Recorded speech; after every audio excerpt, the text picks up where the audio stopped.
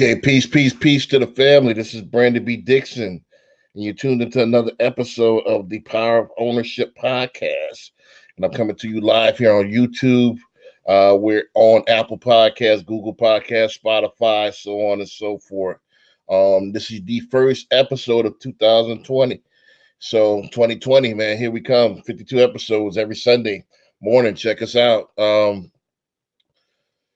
Let's start off with the introduction. Like we all normally do. My name is Brandon B. Dixon. I'm a published author, mortgage broker, community activist, um, serial entrepreneur, and host of the podcast of The Power of Ownership. Um, the Power of Ownership is usually contrived of. We talk about ownership not only of properties, but businesses, intellectual properties. Also, we bridge the gap between ownership of the mind, body, and soul. So you got to tap into the unseen realm to make things seen and come into fruition into the seen realm. Um, my book is out right now. Sales, the nucleus of any profession, is out right now on Barnes and Noble, Amazon, so on and so forth. Just Google my name, Brandon B. Dixon. It'll take you right to it. Um, Let's start off with a couple of more plugs before I get started. Again, this mortgage season right now, before you get invested into a new car or anything like that, if you're renting, let's go ahead and invest into a new property. Go to my website, www.hocmortgage.com. Let me see if I can help you get into a new home. A lot of times we have a lot of first-time home buyers grants that's available. So let's go ahead and take advantage of that. www.hocmortgage.com. Mentorship is available as well. Go to my website, www.beingthatloanofficer.com. Mentorship is available. I do public speaking. I do mentorship. I do business consultation. I do one-on-one consultation. So sales training. So you need me to develop a curriculum. That's what I do by trade. So go to my website, www.beingthatloanofficer.com to book me. Or, like I said, if you have anything related to any questions with mortgages or sales or anything like that, you call me, 832-775-8357. You call me 24/7. That's available as well. And the last but not least, don't forget to follow me on all social media at beingthatloanofficer.com. On all social media, YouTube, LinkedIn,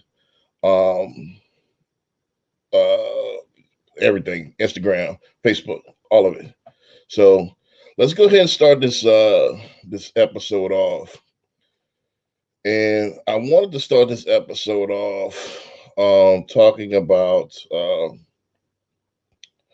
kind of tying it into the last couple of shows that we were talking about. We talked about goal setting for 2020.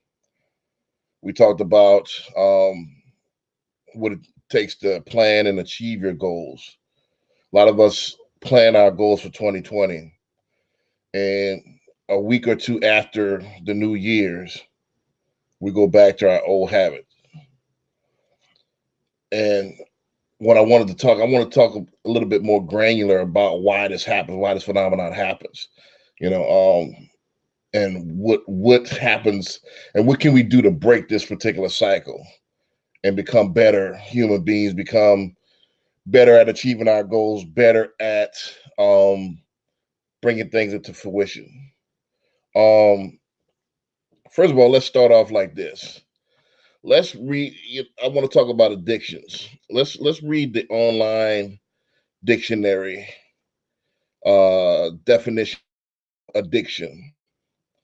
So it says addiction, noun, the fact or condition of being addicted to a particular substance, thing, or activity. And it started from the Latin addicere, addiction, and it started English the 16th century. That's kind of a modern version of the word. I like to go into etymology. Let's take a look at the etymology now. Etymology, addiction, now again, started 16th century. Tendency, inclination, penchant. Penchant is a less severe sense of now obsolete. 1640 is the state of being self-addicted to a habit, pursuit, etc. From Latin, Again, we read the Latin already. And awarding a deliver noun of action from the past participle stem of to deliver, award, devote, consecrate, sacrifice, in the sense of compulsion. Now, this is when in the 19th century, when the definition of the word changed. It says, in the sense of compulsion, the need to take a drug as a result of prior use of it. That's from 1906 in reference to opium. There's an isolated incidents of in 1779 in reference to tobacco. So as you can see, as the centuries went on, the definition of the word changed a little bit. So let's take it from the nuclear sense. The nuclear sense, if you look at the word addiction, it actually meant to strive to actually have good habits, to actually try to better yourself. So you can't get addicted into becoming better. The word didn't start having a negative inclination to it until the 19th century, until the early 19 I mean till the 18th century, the early 1900s. So let's take a look at how the modern term of it, because we all have addictions. The modern term, it became negative because of opium and drugs and stuff like that. These people lives were centered around this particular activity, and hence the word addicts came around. So where I'm going with this, before that, you could actually be addicted to making your life better. That's where the word actually comes from. When you talked about addictions, you talked about, the better word for it would be obsession, um, dedication, and all those were similar words to one another. So what I'm saying that to say this is that we let the modern, or the word addiction shape our um reality. So let's talk about the addictions that we all have. Most of us are addicted to comfort. Let's keep it all the way 100. I mean, we have all different. A lot of people have all kind of different addictions. I mean, some people are addicted to what they perceive as love, companionship. Some people can't go. They have addicted to shopping, material items. Um, Addicted to myself, like fast food. I found out it wasn't really addiction to fast food. It's addiction to the convenience of it, because I don't like to cook. I like to just grab something and go. A lot of people are addicted to. You can be addicted to religion. You can be addicted to anything. It's something that your life centers around, and you give that particular activity or thing power and control of your life. That's basically what that is. So most of the time when we set our goals, let's tie it back to what we were talking about in the beginning. When we set our goals, we try to break some of these addictions. We say, we pledged, all right, I'm gonna stop eating this fast food. I'm gonna start going to the gym. I'm gonna stop smoking cigarettes. I'm gonna stay single this year. Stop, getting into these bad toxic relationships. A lot of us pledge this stuff and then don't address the addiction at hand. And that's why most of us fail. We go to the gym 2 weeks and then we stop. We go, we be single for 2-3 weeks that first month, and then you go back on Tinder and you're back into a relationship all over again because you're addicted to companionship. Uh, you have to address. This is what I do, and I'm gonna make this real short because again, 30 minutes is like how I like to keep the actual show not too long.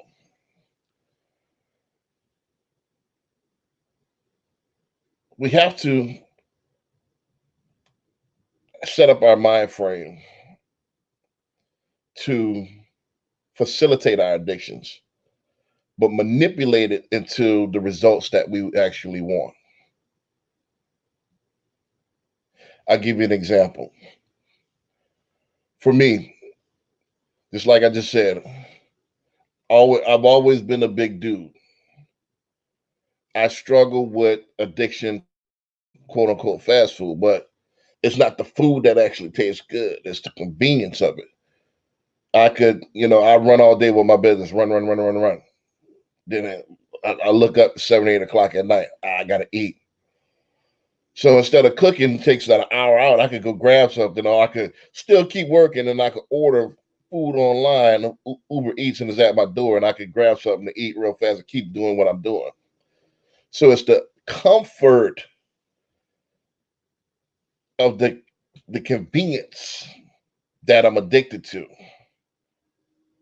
Not being able to cook. That's first of all, I don't really have necessarily skills. Then the last time I tried to cook, I damn near killed someone. Not literally, but you know, is I can't cook. So that on top of the convenience factor of it, and you have all these restaurants at your disposal now. That fed the addiction, and the adverse effects of that is with those processed foods and with those foods are not that healthy. So how can I facilitate, because you need to eat, how can I facilitate my real addiction and manipulate it to something that could benefit me? Because I'm going to need to eat, and most likely, for the convenience sake, I'm not going to sacrifice too much of convenience because I'm so busy running multiple companies. So what works best for me, I've lost, my weight roller coasters. So I've lost, 150, 200 pounds before. The way I did it, the way I was successful with doing it is that I didn't cut out the convenience. So what I did was I had to meal prep, and I had to make different choices about what type of fast food that I would get. So let's say, for example, instead of going to um, something quick and easy like a Wendy's or something to that effect, I go to a Whole Foods, and then I'll grab meals for the next 2 or 3 days, and then put them in the refrigerator and eat that, and then plan it out and put more thought into it. So that way, it's still convenient. I'm still feeding my real true addiction, but I'm manipulating it to be to give out better results. Same thing a lot of people could do with their main addiction. I mean, most people' main addiction is comfort, and what I mean by comfort is not getting out your comfort zone, not wanting to change, not wanting to become better, want everything handed to you, want everything simple and easy, and it's not like that. So how you could do it if well, most of us are, we're that type of people, you know um that's why only 1% of uh the population is controls all of the money, because they have that innate ability to transcend that addiction or manipulate that addiction instead of comfort. Let me get uncomfortable, and let me make some gains to go where I need to go. My advice is this: I know all of us like to be comfortable. All of us like to be comfortable as far as financially, like to be comfortable as far as relationship. We like to be comfortable as far as in ourselves. But let me break it down to you like this.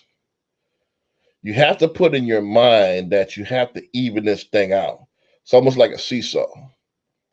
So if I want to be comfortable with moving around, I know I have to go to the gym and um move my body around and flex my body, because as you kind of become sedentary, that's how as you stiffen up and become more immobile. As you spend more money, like I said, like I'm just giving some random examples, the more likely you're going to be financially uncomfortable. So in order to be comfortable financially, I have to sacrifice certain things. All right, I can't buy this, I can't buy this. or I'll buy it in due time. Let me set up a asset so I can pay for this liability. You balance it out. People are addicted to what they think is love, and a lot of times you got to really analyze that. That's not really love that you're addicted to. You're addicted to lust. Because think about it, if you look at the etymology of the word love, it means passion, it means struggle, it means sacrificing. So it's not love that we're addicted to, even though the radio pump that stuff and we think that, it's an easy thing to get into in this modern perspective. But really, love is supposed to be unconditional, and it's a hard thing to do. So even our love is process. So really, you're if you really look at the addiction that you're addicted to companionship and lust. If that's the case, you gotta even that out. You gotta say to yourself, is this really love? Do you really love this person unconditionally? If not, do things and you work on that, actually even that out. Because what happens is you look down the road, you look at, look, 10 years, I've been in 20 relationships, 30 relationships, because you never took time to actually work on love. Love is work. And that's why a lot of people um, never achieve it. What is it, 70%, 75% divorce in the United States right now? So that's another story. Again, that's not my area of expertise, but just give me an example of addictions that we have. Um, most commonly, I'm gonna address this, and then I'm gonna be out. I'm not gonna keep y'all too long. The most common and the most important one that's plaguing my community, and when I say my community, I'm talking about heavily melanated beings that was born in the Americas, um, not knowing their culture, is we're addicted to I wanted to talk about this on a lecture the other day, but we're we're addicted to becoming and living out these particular stereotypes that plagues our community. And part of that, and not outgrowing those stereotypes and not going against the grain and manifesting something different. And a lot of that is just being comfortable. A lot of that is lack of knowledge and education.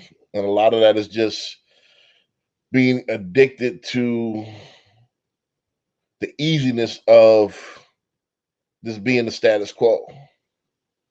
So it's a lot of it's a multi-dimensional thing that's going on, and for lack of better words, it's a multi-layered thing that's going on. So talking to a friend of mine the other day, and it's not a younger guy, it's an older guy that doesn't even, a lot of people don't even know that they're stuck in their ways, old ways, and they think that's all you can be. So we have to, and this outgrowing it, you're not mimicking another community. It's just it's growing up out of being last, or growing up out of just doing the stuff half-ass, doing stuff to the minimal. That's just common sense. That has nothing to do with copying the culture. And this is the problem with a lot of our businesses that's in our community, is that we do stuff half-ass. We do stuff to the minimal, and we want extreme results. We only give a minimal effort and want extreme results. And we play the victim a lot, a lot. So if it doesn't go my way immediately, either I give up or point the finger. So when you point the finger, really, you're really, it's really a cop out. It's really a cop out. It's really, I'm shifting the responsibility to someone else to make myself feel better. That's basically what you're doing. And instead of looking in the mirror and trying to address the things that needs to be addressed and getting better. So a lot of us are in our community are addicted to being the victims,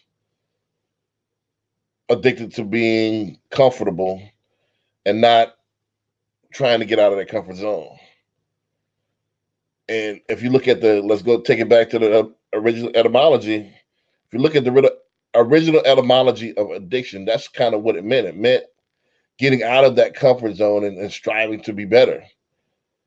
And later on, it changed into drug use. I mean, I don't want to get into. I'm gonna let y'all read in between the lines on that.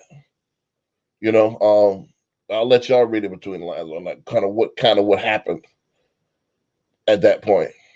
So again, I'm not going to get into that too much, but even people that's addicted to drugs, let's talk about that a little second.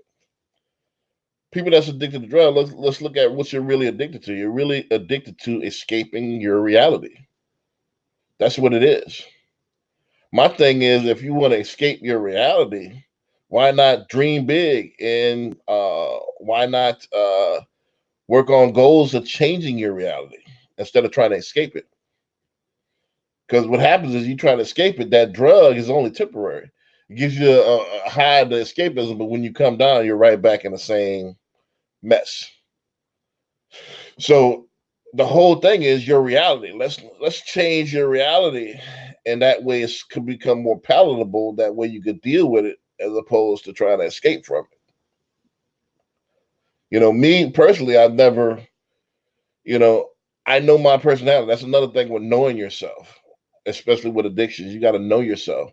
I know myself. That's why I never did any drugs. I don't drink, I don't smoke, I don't gamble. Um, and the reason why I know my personality is this. I know that I have a heavily addictive personality. And so what I did is I wanted to become addicted to things that's going to help me as opposed to things that's going to adversely affect my life. So I already know, like, with this particular paradigm, I've already got, two or three things against me, unfortunately. In this particular paradigm, skin color plays a factor, which is unfortunate. Secondly, a lot of people are prejudge you as far as your GERT. And then thirdly, a lot of people are intimidated by intellectuals. So me personally, I got three strikes again. It's but I had to look at it in reality. Reality, these are benefits. But in this particular paradigm, which is the modern age, these are all strikes. So how that relates to addiction is that for the luxury of anything that could adversely affect my life, because I already have these hurdles and these obstacles that I have to overcome in order to be successful anyway. So I couldn't afford being addicted to weed, or I couldn't afford to be a alcoholic. I couldn't afford to be anything else. So I stayed away from that stuff. I already knew that I see friends that's addicted to weed. I see friends that's addicted to alcohol and so on and so forth. So I see the effects of it. So I stayed away from it. So you can do the same thing. Look at other people's lives and ask yourself, is that what you want to do? That's why I never tried it. Never tried it. Never tried any of that stuff. Never will. So I know my personality. You got to know yourself. You got to know your strengths and weaknesses. Just like when you're running a business, you got to know the strengths and weaknesses of all your employees. But how you going to know the strengths and weaknesses of all your employees when you don't know yourself? And this is part of ownership of your addictions. I know myself. I own my own truth. I own up to the fact that I know if I like something, I will do it over and over and over again. So the trick is learn to love what you hate. We talked about this before. Learn to love those long hours at night. Learn to love those calls during the weekend when you're trying to relax, and you talking to a customer instead of relaxing. I love that now. So get addicted to things that's going to help you and things that adversely affecting your life. And and and you got to be honest with yourself. That's another thing. Most of us are delusional. Delusional. And that's the problem in a nutshell. You got to be honest with you. You don't have to be in front of the world to reflect. But next time you do your meditation, your prayer, you behind closed doors, and you're reflecting on your life, you really have to take ownership of your tendencies. Be honest with yourself. If you're broke, why are you acting like you got it all together? If you're not multi millionaire, how do you have an attitude where nobody can't tell you nothing? If you're not where you want to be in life, why are you shutting people off? Why are you not around successful people? It's the ego that causes us to be delusional. You know, why do you think somebody has to accept all of your flaws and all of your negative tendencies if you hadn't owned up to your own flaws and your own negative tendencies? Until it's almost like a AA meeting until you admit to yourself that you have issues, and a lot of people are see that a lot in business. We are our own worst enemy. We can't get out of our own way. It's I don't know if it's a pride issue or what, but until you swallow that pill, until you're able to admit to yourself that hey, I have a problem. I don't like the results of when this happens, this happens. When I do this, this happens negative. So again, I see all the people cutting 300 people off every year.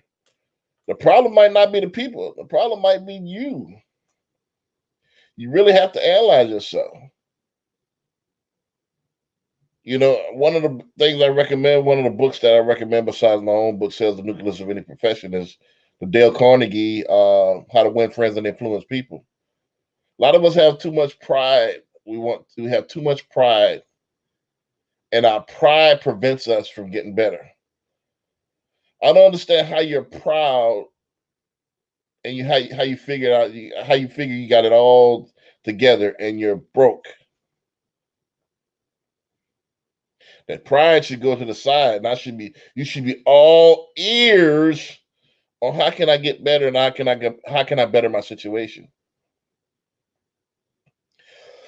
And it just comes from that addiction. You're comfortable. You're comfortable with what you want to, where you want to be, and you're willing to sacrifice um, real comfort and not get better. So you're trying to like Will Smith said in that video. A lot of people want to go to heaven, but nobody want to die. You got to go through that temporary discomfort in order to be really comfortable. That's just what it is. But we don't ever want to go through that discomfort. You want this beach body, but you want to eat everything. You want this multi-million-dollar company, but you don't want to do long hours and sacrifice vacations and family time and stuff like that.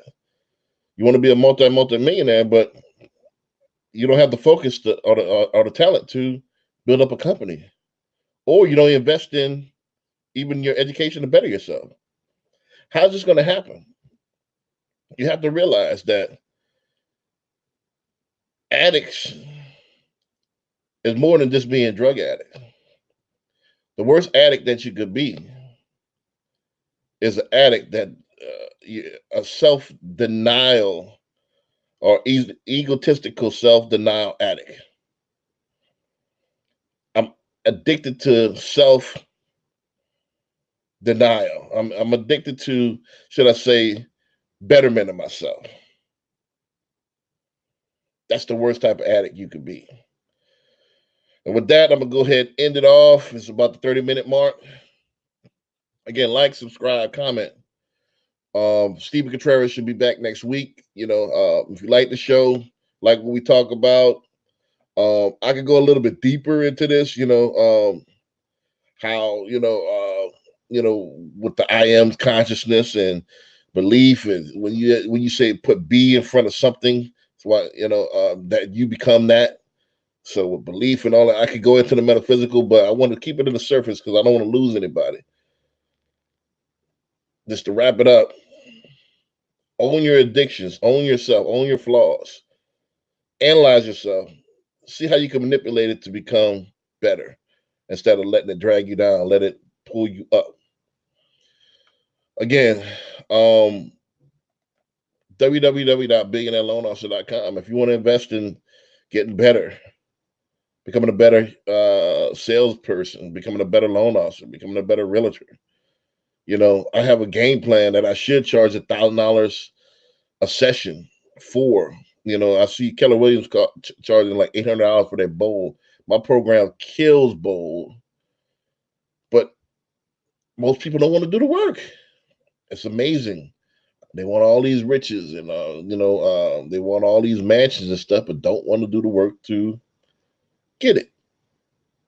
But if you're willing to work, I got a game plan that's guaranteed to make you some money.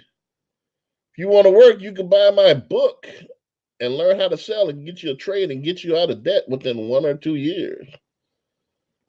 It's work though. It's not a magic diet pill.